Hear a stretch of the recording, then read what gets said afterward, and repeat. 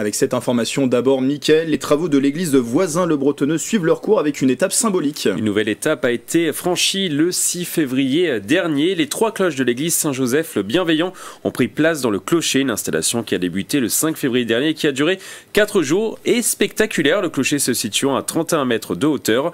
Pour rappel, cette nouvelle église se situe à l'entrée du quartier de la Remise. Elle disposera à terme d'une capacité d'accueil de 800 personnes.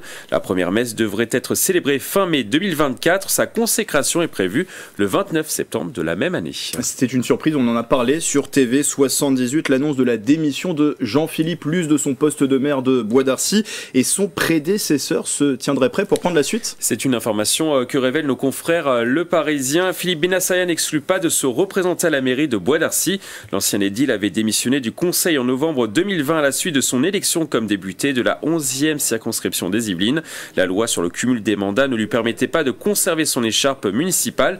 Pour devenir maire, il faudrait que d'autres conseillers décident de démissionner à leur tour pour qu'il y ait une élection partielle. Philippe Bennassaya confie à nos confrères qu'il était convenu avec Jean-Philippe Luz qu'il reprendrait le flambeau en 2026.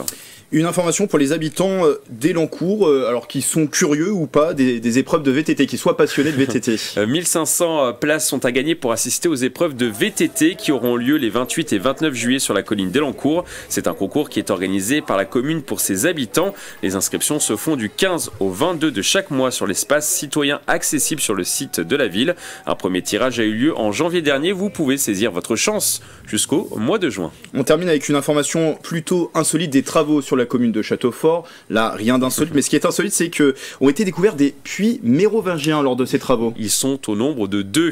Oui, comme vous l'avez dit, ils sont estimés de l'époque mérovingienne, alors que les travaux de la future école doivent débuter au 2e trimestre 2024. Des fouilles ont mis à jour ces fameux puits. La commune a décidé de les conserver en installant une vitre pour avoir vue sur l'intérieur dans la future école. Merci Mickaël, et comme d'habitude, si vous aussi, près de chez vous, vous êtes témoin d'une information qui vous fait réagir dans les Yvelines, n'hésitez pas à nous la partager sur les réseaux sociaux en utilisant le hashtag 78news.